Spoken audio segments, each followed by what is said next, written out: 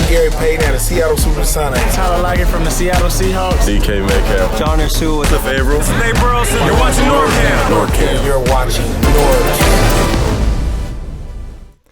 What's up, everybody? This is NorbCam coming at you here on this Tuesday afternoon.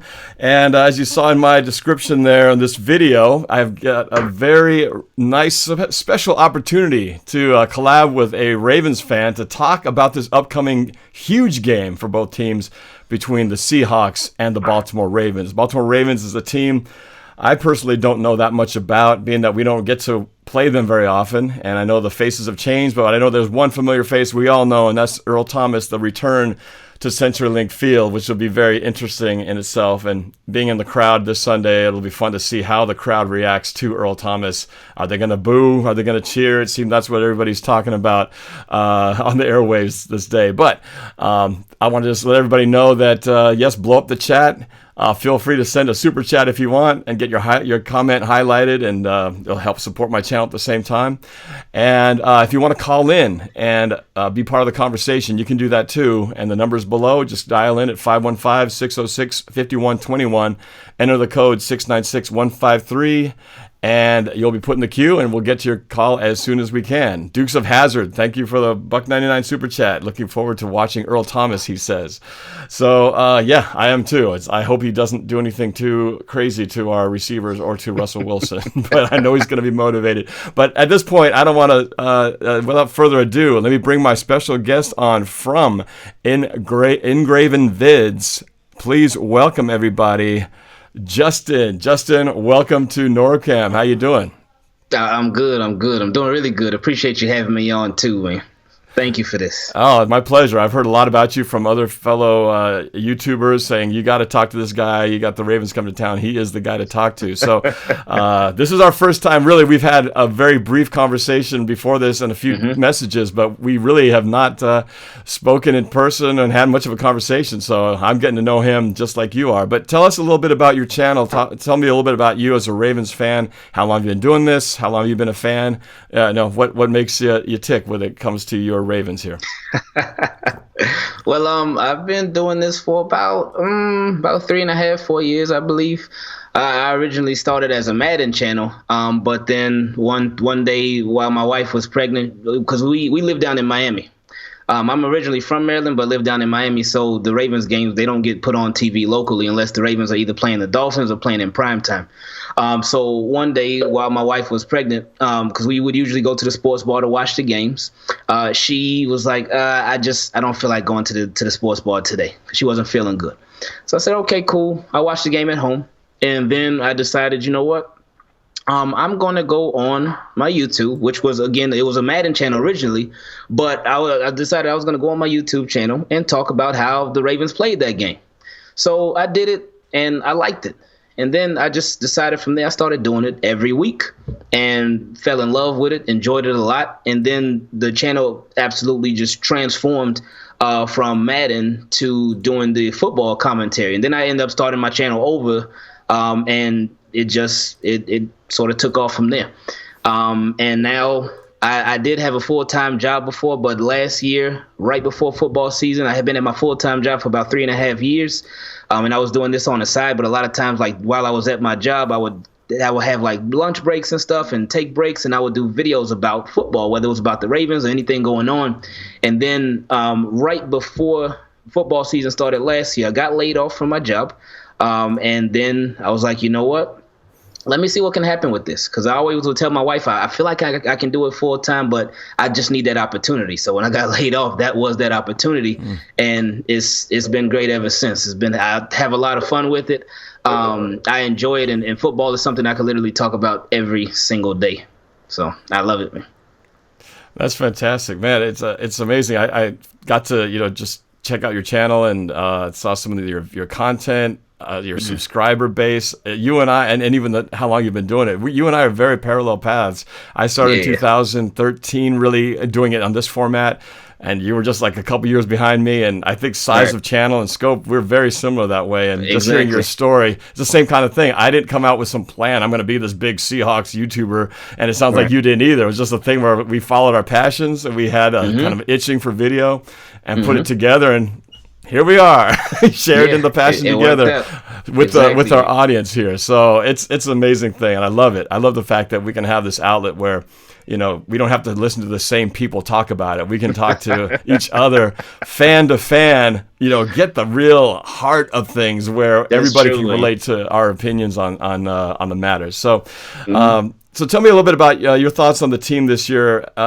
You've got a great quarterback. You've got an excellent free safety over there. Tell me, as Seahawks fans watching this, and for myself, tell us a little bit more about the 2019 Ravens. How you doing so far? What are the strengths, weaknesses, and where are you guys at this point of the year in your opinion? Well, Ravens, they are 4-2. So the record is nice, but I don't feel like the team really is. The record is not a clear indicator of how good the team is, or really how bad the team is. With me, I love, like you said, with us being able to have this outlet to speak about our teams, we don't just have to hear what the media is saying, what the analysts are saying, what the so-called experts are saying and whatnot, because a lot of them, they have to follow a certain narrative and whatnot. They can't really be honest about the team. But with the Ravens, they are 4-2. So obviously, when you win the games, that's the most important thing. But they still have a lot of problems. Running game, that's not a problem. I think the Ravens' biggest problem in each and every game, besides last game, but the Ravens' problem in each and every game has been self-inflicted wounds and them just beating up on themselves. And I don't mean to take any credit or discredit any of the teams that the Ravens have played, whether the Ravens lost to them or whether the Ravens beat them, but they haven't been this. They are 4-2, but they haven't really played like a 4-2 team. The 4 wins came against the Dolphins, who still haven't won a game yet. The Cardinals, who have won 1 game, I believe. The Steelers, who have just won their 2nd game on Sunday Night Football, and the Bengals, who haven't won a game yet. The 2 losses being against the Chiefs, who are also 4-2, very powerful offense right there, and against the Browns, who are 2-4, same as the Steelers. So while they are 4-2, and you can only play the teams in front of you, so the Ravens don't get to pick their schedule, but they aren't where they need to be yet, and they still have a little ways to go. Not saying that they can't get there, but they're not there right now. That's why I'm really excited for this game, because this game is going to be one of their biggest tests so far against the best team that they played so far. Well, Chiefs are pretty good too, but this will be a really good test for them. Going against the Seahawks, going against Russell Wilson, somebody who has perfected the rollout plays, the making plays on the run. Russell Wilson is who Ravens fans, I'm sure that would be a great model for Lamar Jackson to follow after. Of course, you don't want Lamar Jackson to be like it, to just be like somebody else. But if they had to choose somebody, it would not be Michael Vick, who Ravens fans would want Lamar Jackson to be like. I think it would be a Russell Wilson, because Russell, he makes plays with his legs, makes plays with his arms, and he makes smart plays too, man. Russell Wilson is, I feel like he's super underrated. And he doesn't get the recognition that he deserves as one of the best in the league. But this Ravens team, like I say, 4-2, but not truly a 4-2 team, if you know what I mean. I know too well what you mean, and it's so funny hearing you talk. I feel like I'm hearing myself talk about my team, and I would never complain about a 5-1 record. And right. I'm sure you're very happy to be sitting there 4-2, but you and I both know our teams are not playing at the level we need them to be to take that next level. And I agree with you. Self-inflicted punishment, self-inflicted wounds. That's exactly why we lost to the Saints in week 3, because we gave up a punt return for a touchdown. We put the ball on the ground, fumble, scoop, and score. 14 points. It's hard to win when you spot a team 14 points like that. And we have played a lot of the same teams you have. We narrowly beat Pittsburgh. As much as we tried to give that game back to them, we narrowly beat Pittsburgh. We beat Cincinnati barely. Again, a team that is not very good. We beat the Arizona Cardinals. You guys, faced them as well. And we faced a common enemy, a common opponent just last week, just 2 days ago, in the Cleveland Browns. And you guys didn't fare so well with them. We escaped by the skin of our teeth. And I'm curious, what happened? How did you get beat so bad by a Cleveland Browns team, which right now to me, they're to me like the ultimate up and down team where they can be really high one week and really low another week, and they're all over the place. Their quarterback is streaky. He's got talent. They have talent all over the place, but they are just too many turnovers and a lot of mistakes on their end. And I just was trying to figure out how the heck did Baltimore. I picked you guys to beat those guys. How did you guys lose to Cleveland in that fashion? So many points. It got ugly, and it got ugly fast. One of the turning points of the game was when the Cleveland Browns they were up by 7 or 8. Excuse me, they were up by 14. They were up by 14, and the Ravens were driving the ball down the field, and they were moving. They were moving, and then Mark Ingram, he fumbled the ball. And when he fumbled the ball, Cleveland went down and they scored, and that really changed the game. In that game, again, the self-inflicted wounds that we talked about, Ravens on defense, first it was fundamentals. They just were not tackling well. They weren't wrapping up and tackling their guys. And then another thing that it was just the defenders leaving guys literally wide open. A lot of miscommunications, and it was just really sloppy play on defense. And if they play like that, or when they play like that, it's not going to get anything done. And that's how they had been for the first 4 weeks of the season. It had been every single game against the Dolphins, against the Cardinals, against the Browns, and against the Chiefs. Every single game, there have been guys just literally running wide open, running free. Nobody covering them. So there was such a lack of communication in those games. Now, for these past 2 games against the Steelers and the Bengals, while those teams haven't been doing so well, the Ravens have definitely improved the communication a lot. And something that the Ravens changed over these past 2 weeks was the inside linebackers. But because before we originally had Peanut, Patrick Onwasu, and Kenny Young as our inside linebackers. And now we just traded Kenny Young about an hour ago, so he's gone.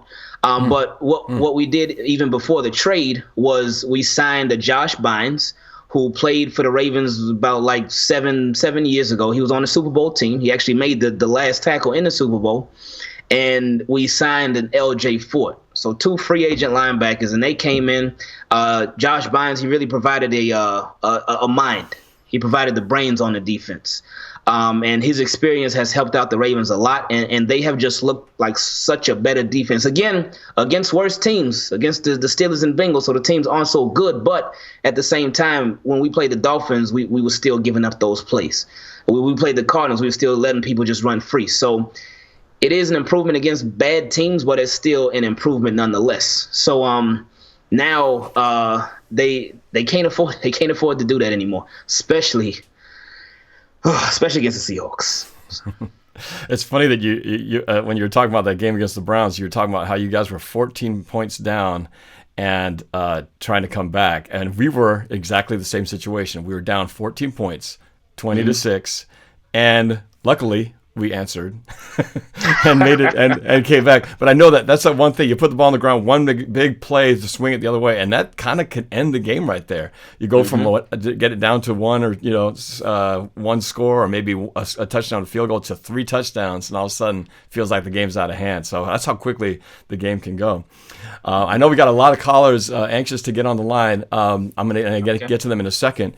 I wanted to get one quick question out there about Earl Thomas. You haven't really talked too much about him yet. I want to know, since Earl Thomas left the Seahawks on not the best terms, how has he fit into this new team of his? The one thing I remember hearing about, it's been pretty quiet as far as what I've heard, but I heard about the play where he kind of gave up chasing the guy down the sideline. That's the only thing I heard, and it's like, okay, well, that's not what I'm used to seeing from Earl Thomas. What's the general feeling about his welcome to Baltimore this year? Earl Thomas has been the janitor in Baltimore. And the reason that I call him the janitor is because he's had to, at least for the first 4 weeks, he's had to do a lot of cleanup for a lot of the Ravens' messes up front.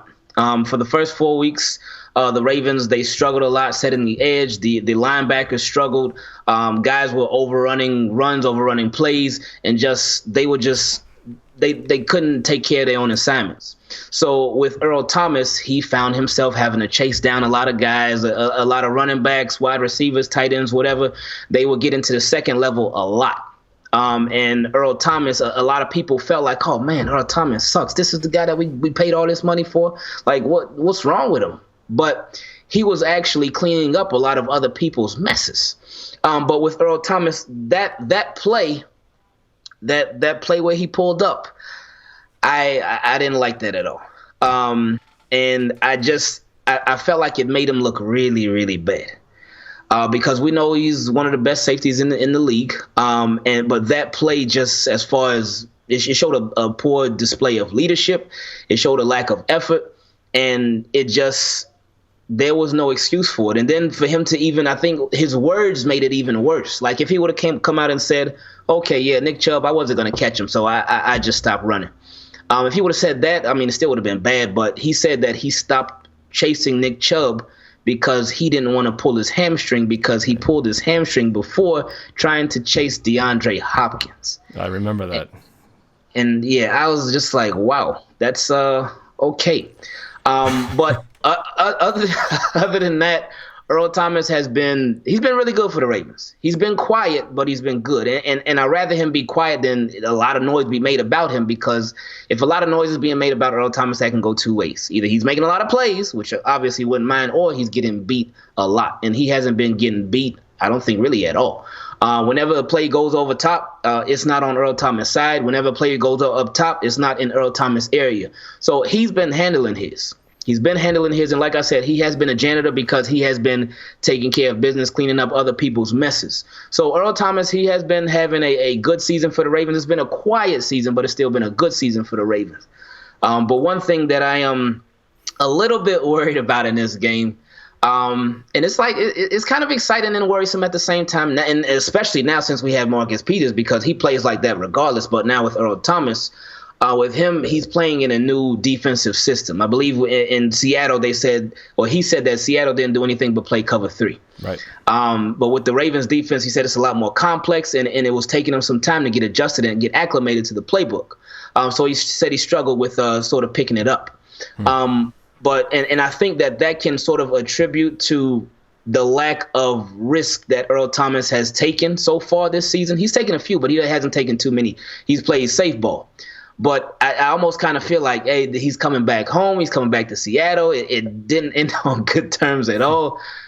And I feel like he might sort of, be pressing a little bit in this game, really pressing to sort of make a play, and really make Seattle miss him. Right. But we'll see how he does. Yeah, it's going to definitely, the drama will be swirling about as this game counts down to kickoff. But yeah, a lot at stake for both teams. And yeah, any picks for Earl this year? None yet? He has one. He had interception. He had another one, but it got taken away due to a holding call.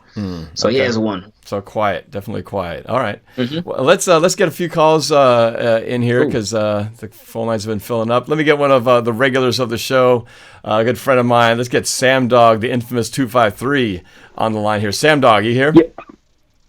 Yo, what up, Norb? Engraven, how you doing, man? I've been watching a lot of your videos, too. How you doing, man? Hey, appreciate it, Sam. How you doing, man?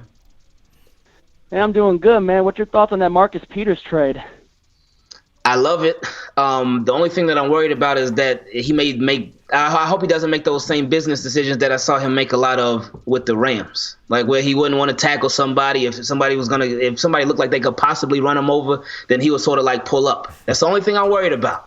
Is just the lack of physicality that I've seen from him in the past. I know he's good to make some plays. He's a ball hawk. He is he's a nice corner, but that's the only part that worries me. So if he goes away from that, then we'll be good to go. Sometimes he seems he takes some chances sometimes, and I think that can often, he wants to get that big jump, that big play, and I think sometimes if he jumps wrong, he might pay the price. So we'll see how that goes. But but he's talented nonetheless. Mm-hmm. Yeah, the only key thing we getting back Seahawks-wise this week is the fact that we're getting one of our best run-stopping defensive players back in Jaron Reed. That's going to be huge for us, especially because, the Ravens got a beast running back in Mark Ingram, and then whatever happened to Gus Edwards? Is Gus Edwards still up and running right? He's still there, but with the presence of Mark Ingram, Gus Edwards, he's been getting obviously less and less carries. And I remember when we first signed Mark Ingram, I wasn't really a big fan of the signing because I felt like, man, we have Gus Edwards. They have the same style. Why would we sign two Gus Edwards? But Mark Ingram, he's been pretty good for the Ravens. He's been solid, but at the same time, it has taken away a lot from Gus Edwards. So he's still there, just not getting nearly as many carries. Yeah, we kind of had something like that last year when we had both Chris Carson and Mike Davis on the same running back field, but now Mike Davis obviously with the Chicago Bears not doing too well, and then of course, trying to see what Rashad Penny can do, anything else, but he's been having that injury issue, and hopefully he can come. Yeah. Yeah, Norb, you know what's up, man. Yeah, but well, that's why I think that's why it's kind of nice to have two guys back there, because man, just one injury. And if you got that one bell cow back and something happens to him, it's like all of a sudden you're just looking behind you going, well, who's going to step up now? So it's kind of nice to have that insurance policy, even that means splitting time between the two. But again, I feel like there's a lot of parallels between our team and in the Seahawks and the Ravens. It just feels like there's a lot of mirror images going on there when it comes to this team in a lot more ways than one. Yeah. What else you got, Sam? You got something else, Sam? Well, possibility. Hopefully we have, Dwayne Brown back this week. If not, should be next week, and getting Fluker back. I mean, obviously we were missing a couple O-linemen in that game against Cleveland. Just the way we fought back, the positive I've seen out of that game, other than all the yards we gave up to Cleveland, was the fact that we were able to make Baker make his usual mistakes of throwing 3 interceptions, which was pretty big too. And then after that, I got to say, Ziggy Ansah showed up big time when he stripped Nick Chubb, man. And when Nick Chubb gets going, the guy's basically hard to stop. And Graven, I know you saw that firsthand a couple weeks ago. Yeah, well, he got that nice punch sorry out. About that. He got that punch out in there, knocked that ball out. But man, I tell you, the turnovers saved our butts in that game, man. We could have easily been killed. We could have been. It could have been a very similar Ravens score had we not gotten those takeaways. I mean, we got a takeaway in the end zone. We got a takeaway from Chubb on a drive that was moving down the field. I mean, there was a lot of things that could have gone wrong, and we were very fortunate to come away with that one. So we cannot keep winning games like that, because we're at some point. Let's be real. The red zone interception was what basically helped win us that game. The red zone interception by Tedrick helped us out. The one that bounced off of Jarvis Landry, that saved our butts big time in that game. Yeah, and Chris Carson running huge was big. I mean, and then Jerron Brown had his best game as a Seahawk, in my opinion, where he had those 2 touchdowns. Jerron Brown had his best game. Yeah, well, somebody had to step up with Will Dissly going out for the year with the Achilles injury. Unfortunate for him. We're going to lose him for the year, as he was doing so well. So we're going to have somebody step up now. It's going to probably be one of our receivers, and it turned out to be Jerron Brown in this case. Being very friendly. Yeah, and now we brought up Tyrone Swoops from the practice squad, from what I heard, for tight end. I know we still got Luke, but man, losing Dissly was huge. I mean, the kid was going special. It's like, I feel for that. It's like when Procise was getting hurt, and then P. Rich was getting hurt back in the day for us. I mean, you got these kids hoping to make a big impact, and it's just sad when you have injuries like that derail your season. But I'm praying for Dissly, and I'm just hoping for the best for him, that he can come back and come back and just have a big impact for us in these next couple of years, and play a full season. It's very unfortunate, Yeah, luckily he's a young guy. It sounds like he's got the right attitude, and I know it's tough to have one season-ending injury and then the following one do it all over again. The rehab must just be a major pain, but I think he's got the right mindset. He'll be back. I don't think this year, but next year hopefully rolling and pick up where he left off again. So yeah, it's gonna be fun. Oh yeah, and Engraven, the guy that Earl Thomas picked off was Ryan Fitzpatrick. And the last few times that Earl Thomas has faced Ryan Fitzpatrick, even as a Seahawk, he's picked him off in every game that he's faced Ryan Fitzpatrick, dating back to the Seahawks game in Toronto against the Bills when Fitzpatrick quarterbacked the Bills. And then, of course, Earl Thomas picked him off when he was a Titan, and then he picked him off as a New York Jet in 2016. And so I guess, there's a sign. You face Ryan Fitzpatrick, you get an interception for Earl Thomas. I'll take it, man. I'll take it. I didn't know that. I wish I would have known that before me. Yeah, Sam Dog is a One of my favorite things about walking your statistical knowledge book right there. And I like it. Let's just not Engraven, get Earl Thomas one of any my- more interceptions till at least next week. One of my favorite things about Engraven, your vids, every time when a certain thing during the free agency happens, I like how you have a team's jersey and you always seem like to be put in advance with certain team's jersey with wherever that player goes to in the free agency. And that's what I like about your channel during the free agency and the off season. I mean, you're always on it. I try my best to be on it on my channel. And by the way, my channel's Sam Dog, the infamous 253. I am one of your subscribers, and I definitely I'm trying to, I'm just got above 600 subs a little while back and just trying to keep it rolling with my channel. I'm doing my game picks tonight with Dallas, so make sure y'all tune in for that a little later on. I know I got a couple of subscribers on here, too, which are obviously the loyal NorbCam subscribers like myself, too. So we got to try to keep it rolling, That's right. Hey, appreciate it. You said Sam Dog, the infamous? Yep. Sam Dog, the infamous 253. You can't forget the second G. That's right. It's SAMDOGG, the infamous 253, which is basically the area code of the Tacoma area. Tacoma, Puyallup, South Hill, where I rep, Everybody in the There it south goes. end of CenturyLink Field knows who Sam Dog is. He's been down to that end of the field for a long time, so we got that's to what's bring up. it. And Norb, We're it's gonna have only to a bring it. matter and Norb, it's only a matter of time till you come take a game in my world by the corner of the tunnel, helping me pump up the players before the game. Yes, sir. Yes, sir. I know it's overdue for sure. All right, Sam Dog. Yeah, Thanks, I definitely man. want to. And Engraven, man, it's good to finally get a chance to talk to you, man, because I've been trying to get out there with some of connecting with the other fans of the other teams on YouTube, man. I appreciate your presence and being able to talk to you, and hopefully we can get you subscribed to my channel and we can talk a little more in the future. It's too late. I just subscribed just now, so I appreciate you putting me on. There you go, Sam Dog. You're one more closer to that 1,000 goal that you got. So 610. Thank you, Engraven Ravens. Thank you, NorbCam. Hey, no problem, man. Thank you, everybody. And Sam Dog, the infamous 253, going to sign up with what I always say. Norb, you know what it is. yeah, go If for it, you man. ain't with it, you ain't. If you ain't with it, you ain't you ain't infamous. infamous. All right, man. Thanks for the call, dude. I will see you on Sunday at CenturyLink Field. Go Hawks, baby. oh yeah, thank you, Norb. Go Hawks. Cool. All right, Sam Dog, always counting on for some good tidbits and morsels of information there. So let me go back to this game before we go to another call. But tell me, in your mind, what's going to have to happen for the Ravens to win this game for you guys? What has to take place? They can't beat themselves.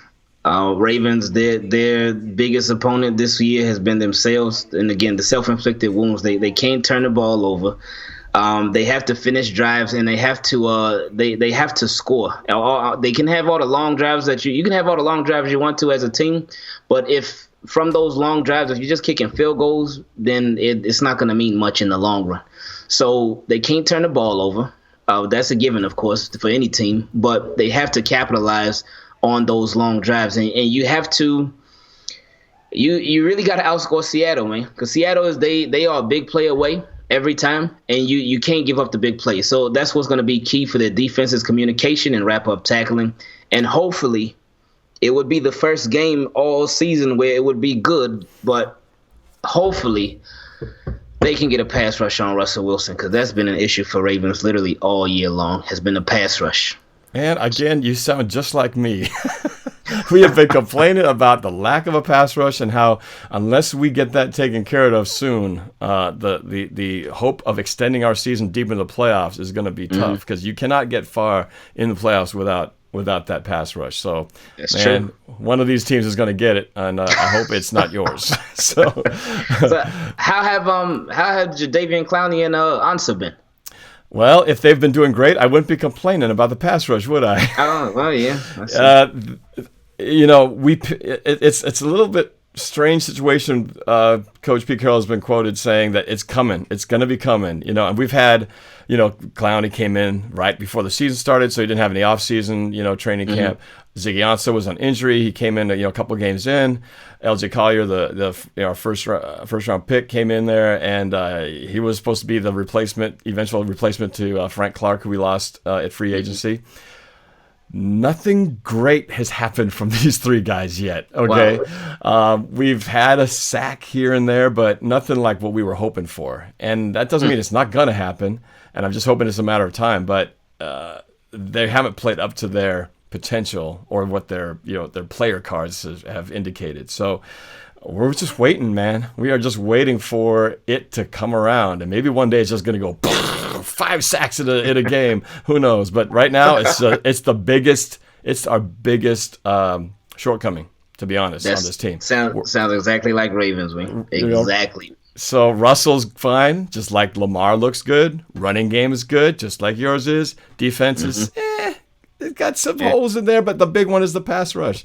That's driving me crazy. And then I thought we were pretty good on special teams till yesterday. Actually, no, we have not been great on special teams, giving up, touchdown on a punt, as I mentioned earlier. Had a horrible kick for 23 yards from who last year was our kicker, was kicking it 50, 60 yards every time. I don't know what's going on with him. We missed some extra points. We got so much to clean up here, but it's nice to be 4-2 or 5-1, knowing you've got a lot of pimples on your face. You know what I mean? Because at least you're still in the game and have room room for error. But man, with the 49ers in our division, undefeated, we're gonna have to get things right real quick. And anyway, it's a game at a time. But anyway, let's go to some more callers. Let me go to Xavier. Xavier, what's up? You're on with NorbCam. What's on your mind, bro? What's up? What a game last Sunday. What a game. Oh, man. Too stressful. What a game. Oh, my goodness. The season is going by so fast. We're already in week 7. Yeah, it's crazy. It's crazy. It almost already feels like yesterday was the game. But to my question, and I know you have Craven here on the chat, what do you think Seattle, in which our run defense has been one of our biggest strengths this year, what do you think we have to do if we want to contain that powerhouse of Lamar Jackson and Mark Ingram? Okay. I think I think that's for you. That's for you. Oh, okay. How are we going to stop your running game? Well, if for the Seahawks to stop the Ravens running game, you just got to have somebody assigned to both Lamar and to the running back, because the Ravens, they run a lot of RPO, the read option, and all of that. And Lamar, if he'll hold it for a long time, and then you'll think, okay, yeah, that's definitely going to Mark Ingram, and then he'll pull it at the last second and then take off.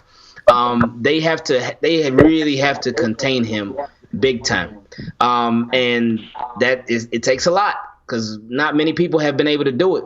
And I feel like the only team that really did it this year was the Dolphins so far, but the Dolphins, their pass defense was so bad that it didn't even matter that they did it.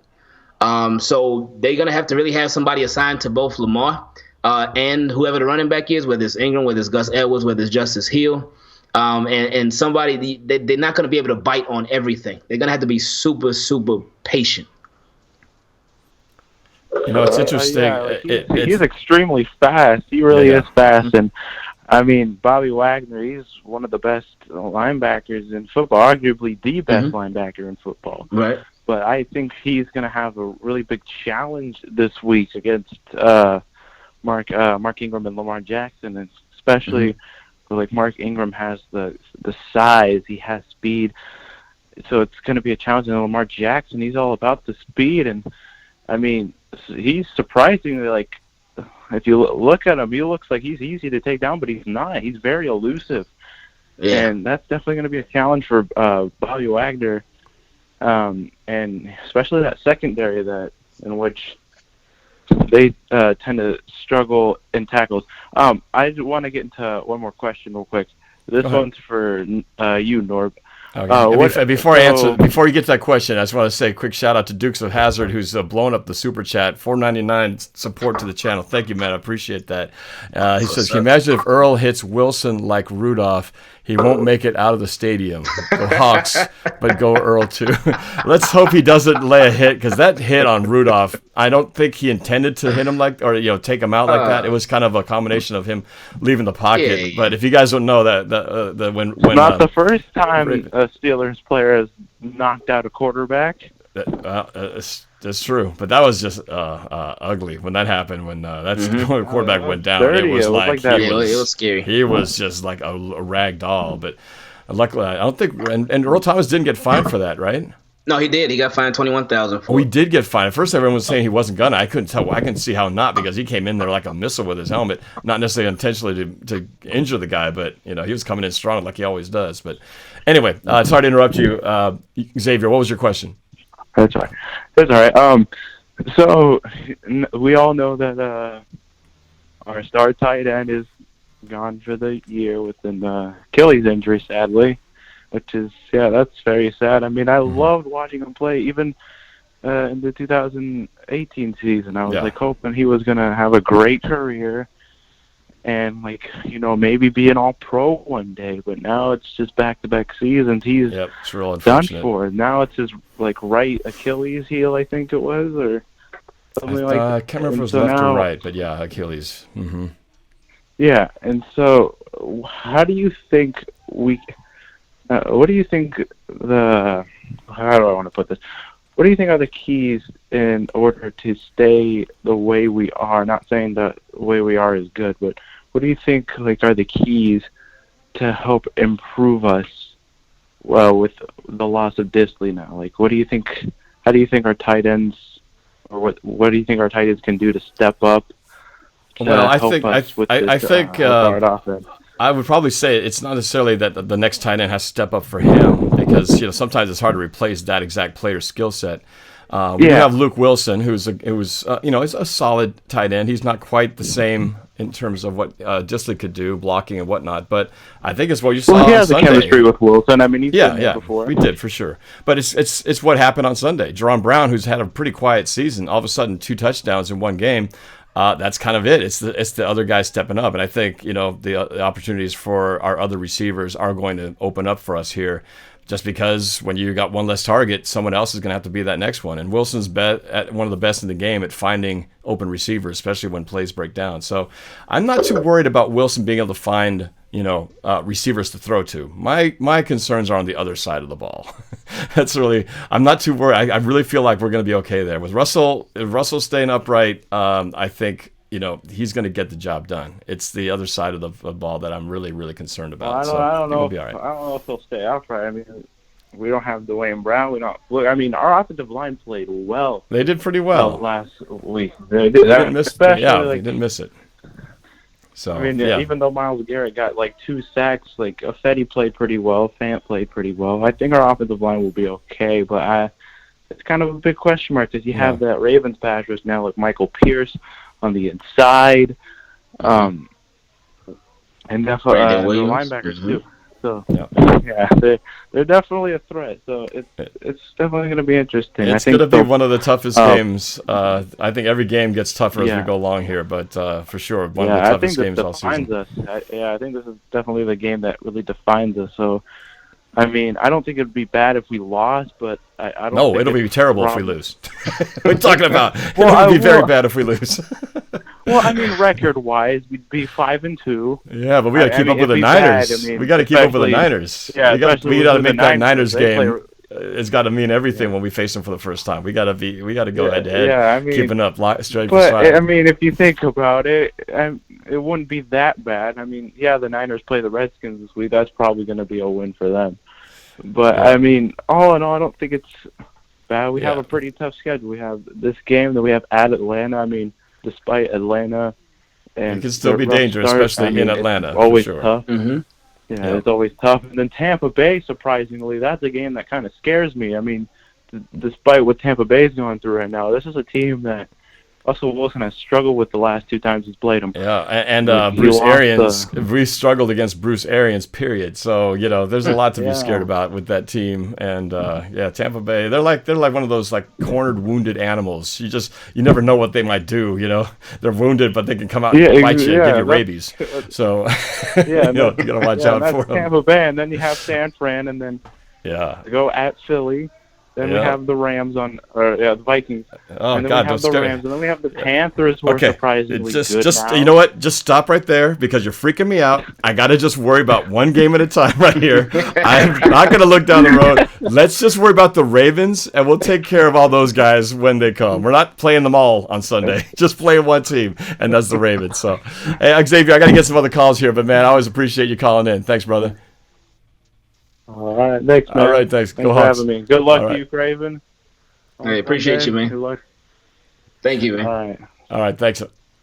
Oh, man, my blood pressure was starting to rise. I had to calm the F down here. I wanted to ask you something. I know that Lamar Jackson can run the ball. He's he's probably the best at running the read option. I don't know many other teams that are really running it as much as they are.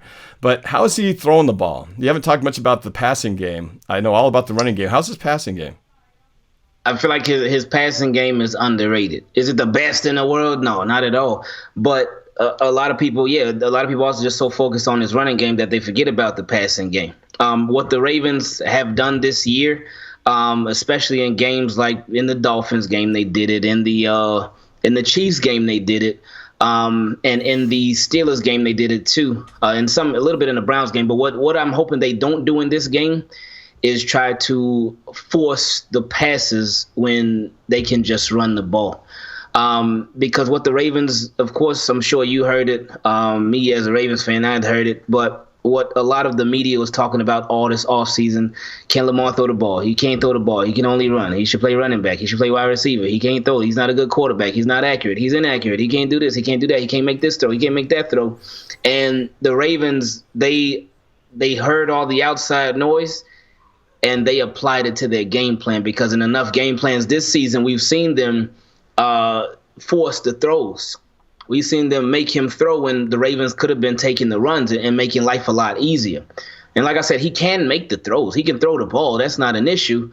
But it's just when they turn the game one-dimensional, that's when it becomes a problem. So, yeah, he can make all the throws, though. The throwing's not an issue. He's proven that already. But the problem is when the Ravens try to keep making him prove it, and they just go away from their game plan. It kind of reminds me. I don't know if you've seen Colin Kaepernick play, right? Mm-hmm. When he was still eligible to play in this league before he got banned. Would you say his game is similar to Colin Kaepernick? Because he was the guy who definitely could run, was great at the read option. I think some of his accuracy was in question, but he had a strong arm. I'm just curious if you feel like there's if that's a fair comparison to say that if of all the quarterbacks we've played, does he represent what Colin Kaepernick used to be back when we had the rivalry going with the Niners?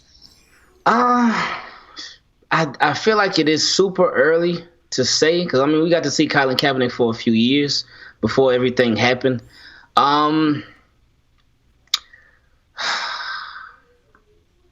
You could say that, and especially under Greg Roman. Because that's who our offensive coordinator is now, and that's who Kaepernick's offensive coordinator was. Now, the biggest thing that I see with Greg, the biggest similarity that I see with Lamar Jackson and Colin Kaepernick is the restrictions. And when you restrict them, you bring down their game a lot. And I noticed that with Kaepernick in I think it was his last year playing, they were just trying to change his game. And I think his last year he threw like 16 touchdowns to 4 interceptions.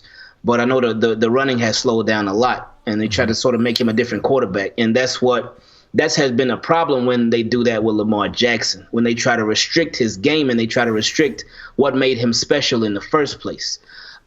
So are there similarities? Yeah, there are. Is he a modern day Kaepernick? I can't say that yet. I think it's a little too early. I can't say that yet. So we'll see. And I say give it about a year or two. Okay.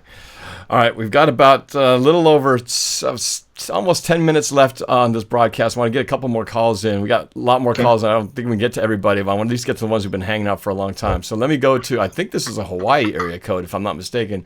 Who's this from the 808? Who's this and where are you calling from? Oh, did I lose him? Oh, maybe I lost him. Oh, good. Sorry, Hawaii. I was looking forward to hearing what the weather's like down there. All right, let's go to the 986. Hi, you're on with NorbCam and IngravenVids. Who's this and where are you calling from? I'm Cody Andrews, and I'm calling from Idaho. Cody from Idaho. Okay, what's on your mind? What's your question? Yeah. So I want to know, do you think that Bobby Wagner can hold Lamar Jackson and Mark Ingram? I know it's a question that's already been asked, but I just want to get, do you think it'll be Bobby Wagner and Michael Kendricks or KJ Wright, or will it just be Bobby Wagner or a safety? Well, it's going to take more than one player. You can't cover them all. And like Justin said, you're going to have somebody who's watching the running back and somebody who's watching the QB. Because if you focus on just running back and think it's going to be the handoff, he sprints around the side and there's no containment, he's off to the races for God knows how many yards. So it's going to have to be, I'm sure they're working on it. I'm sure that they've seen the tape. So they're game planning for it. And hopefully Geno Smith, our backup quarterback, is doing a good job of doing his best Lamar Jackson impersonation in practice and simulating that read option. But it's going to definitely be the linebackers are going to be put to the test. But I like our linebacker trio. It's one of the best in the business with Bobby Wagner, Michael Kendricks, and, of course, KJ Wright, who had the game-saving interception. Those three guys are experienced and very good. But it's going to be those three for sure, but we're going to need a little help from the corners at times. But, every team, it's got to move as a unit. When everybody plays together, great things happen. And when somebody doesn't do their job or someone gets out of position, that's when you get the big busted runs. It's usually...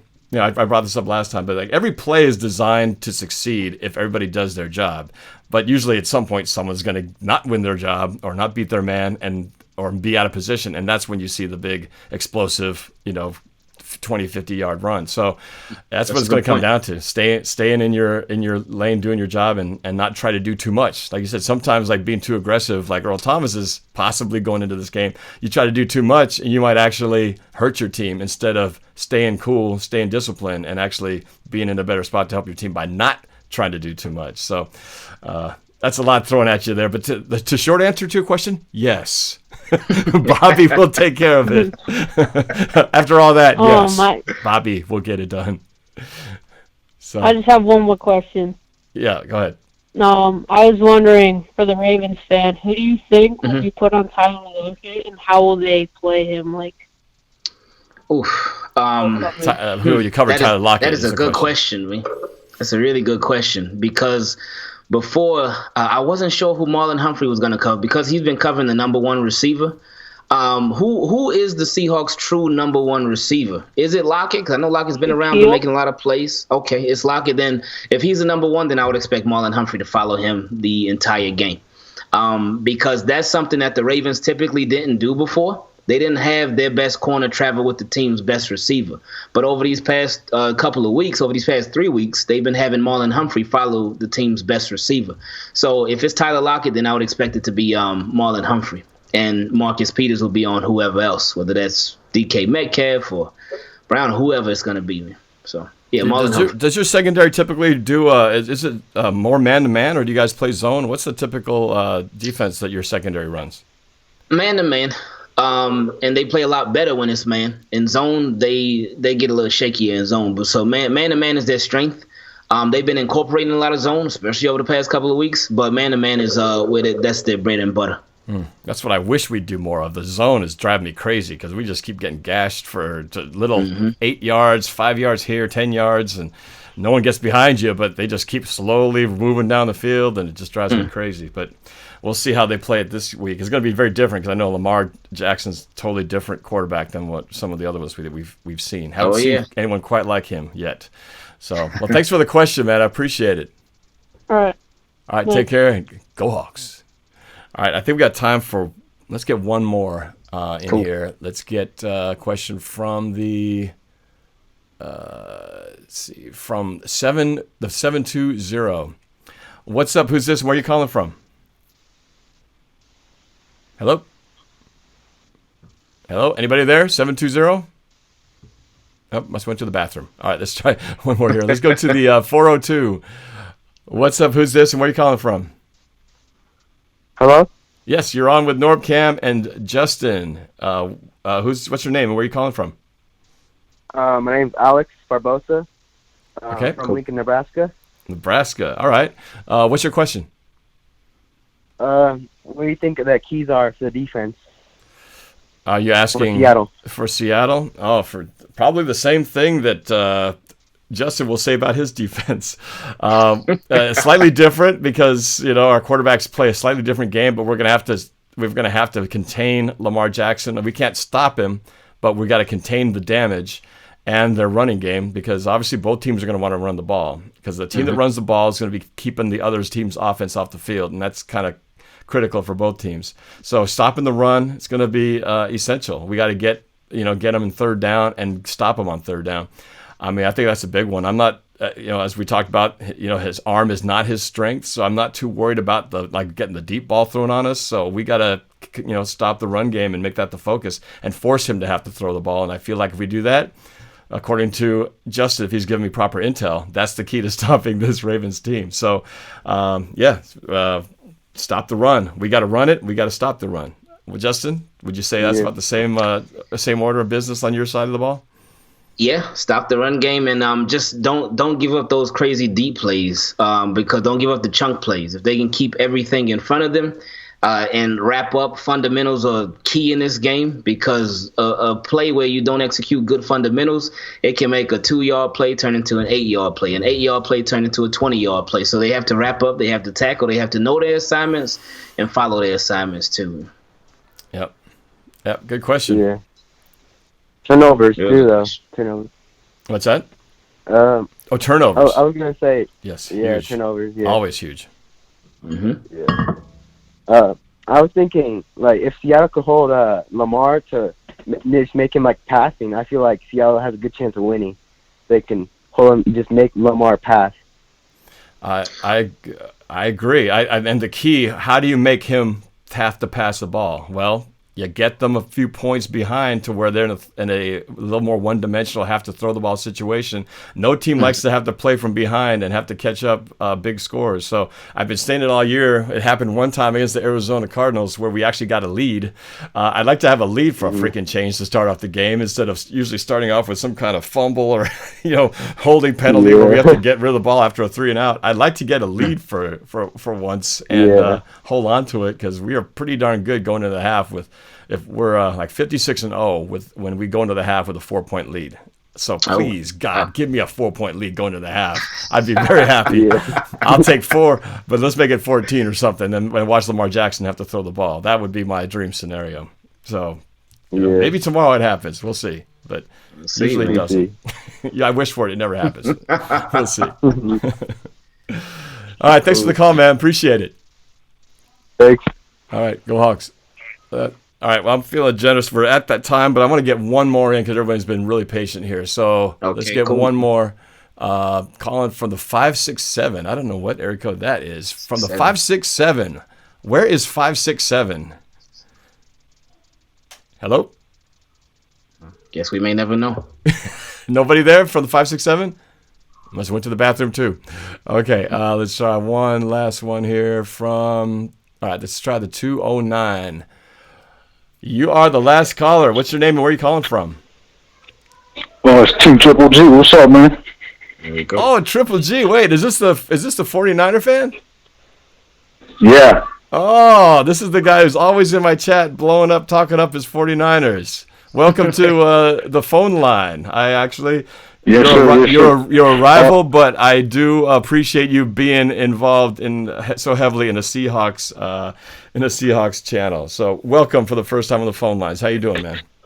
It's a rivalries football. It's a football. But I got a question for the Ravens fan. Is Hollywood out or is he playing? Hollywood, we'll know more tomorrow because tomorrow is their first day of practice. I think he should play, but we won't know till he practices or if he practices. So if he does suit up and practice at least by Friday, then he'll play. But if he doesn't practice all week like he didn't practice all last week, then he'll be out. But I think most likely he'll be back for this game. What's his injury? What's he dealing with? He has they said it's an ankle injury. I know he had an injury even during the draft. When they drafted him in the first round, he was still hurt. I believe he had a Lisfranc injury, I believe, that he was recovering from. But he's been a little banged up all year. He's been banged up all year, and I was actually glad that he got to sit against the Bengals because appreciate you bringing up Hollywood, because one thing that's been a problem with Lamar Jackson this year is that in the passing game, it's just been Hollywood Brown, Mark Andrews, and that's it. He hasn't really been looking at other guys, and a lot of other guys like the receivers and whatnot have not been getting involved. So that's why I really appreciated him sitting out. I'm not happy that he was hurt, of course, but it was like a bittersweet thing, him sitting out last week, because it forced Lamar Jackson and the Ravens to figure out how to get other guys involved. So that's going to be another big key in this game, whether Hollywood plays or not, just simply to get other guys involved. No, yeah, because I've been seeing he's been balling when he's been on the field. But how's that? Do you guys have a good pass rush? How's that doing? Are you guys getting after the quarterback? You guys putting pressure? Not at all. We watched 49ers game, especially against the Browns. And while we were cheering for y'all, so thank you for beating the Browns, we were very jealous because y'all pass rush was insane, and we don't have that. Ours is the exact opposite of that. So we're hoping that maybe this could be the week, but we've been hoping that for the past 6 weeks. So now the pass rush has been really good.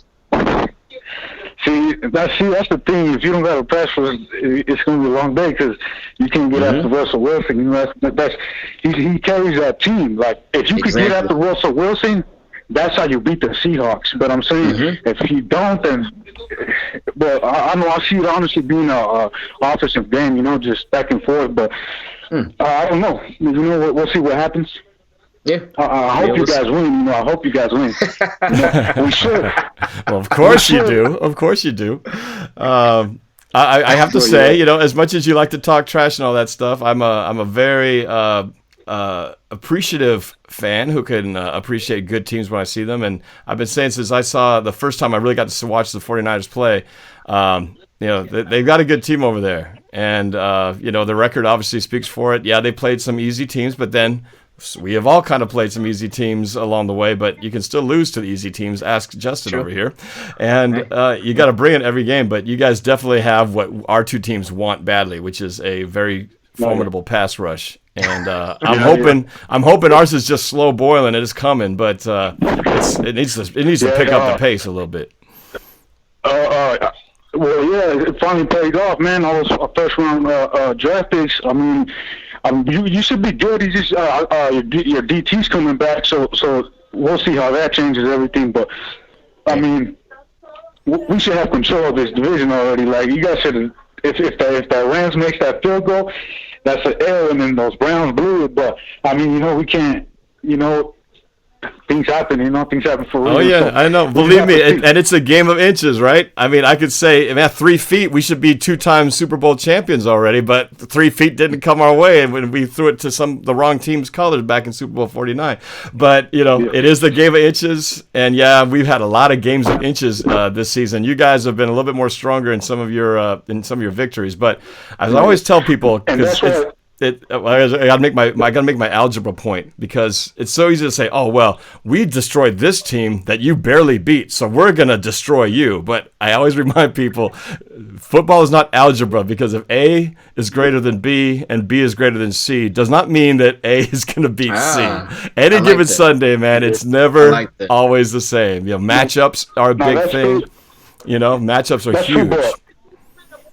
The only reason why I've been I don't really like saying nothing, you know, but it's just the Hawk fans that they seem to just like not give us props. I know you give us props. I've been seeing. That's why I respect you. That's why I support the channel. But as far as them, like they don't give us our props. And I think that all the teams that you had struggled with, we walked the park with them. We blew them out with easy money. And that defense, bro. The reason why the Seahawks don't want us. Why? Because we could get after the quarterback. We're built to get after Russell Wilson. You know what I mean? We got those edges, and D Ford and Bosa just coming in. We got Buckner through the middle, and then you got Armstead, Solomon Thomas that are showing up too. And then you Richard Sherman and them in the back. They don't even need that much time to cover. You know what I mean? Because that pass rush is coming. And then to top it off, Jimmy Garoppolo has a lot of help because the offensive line is ranked second in the league. They protect Jimmy really good, So what I mean, and as I've seen that defense, I don't think it could get to Jimmy like that, and with that defense could get to Russell Wilson. That's why I see that matchup not going too well. You know what I mean? If we played right now, I would probably say, yeah, you guys probably have the edge right now. I wouldn't even argue with you because I agree. Our pass rush isn't there yet, and our offensive line's banged up. But we don't play tomorrow. We don't play Sunday. Heck, we don't play for another couple of weeks. When do we play? What game is that? It's coming up, but it's not for a while. I think November 11th. I think. Yes, November. So a lot of things are going to happen between now and November, and our team is not going to be the same team that is right now. And I'm praying to God that it's going to come around, and there's be some things that we have. And remember, I just hope everybody's healthy. Oh yeah, well every team's got that going. Everyone's got that going. But remember this about the Seahawks. Remember this: Seattle is always a slow starting team. And we are one of the best when it comes down to crunch time. When you start getting to November, December, Seattle's one of the best teams in the NFL. The record proves it. So we won't be the same team that we are right now. And we'll see what 49ers look like come November in that Monday night matchup. But I'm telling you, man, I'm excited about that. As much as it would benefit us to have you guys lose along the way, part of me wants to see you guys go undefeated so that when we face you guys, we are at exactly one game apart when we face each other. I kind of want that. Honestly, it's good for us because honestly, at least we got the Rams down there. At least we got them out the picture. At least we got them out the way. Huge. You know what I mean?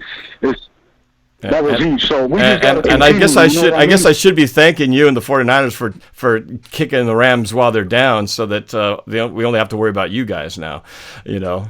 So I saw it as there were pluses and minuses for either of those teams winning. So I'm going to take the high road and go, hey, thank you 49ers for knocking the Rams another peg down. So now all we got to do is take care of y'all. Yeah. We'll see what happens, though. All right. Well, this show is that's a good way to end it, to actually have one of the most ferocious and fearsome 49ers fans who terrorizes my chat. But you actually sound like a nice guy on the phone. So it's nice to finally speak to you.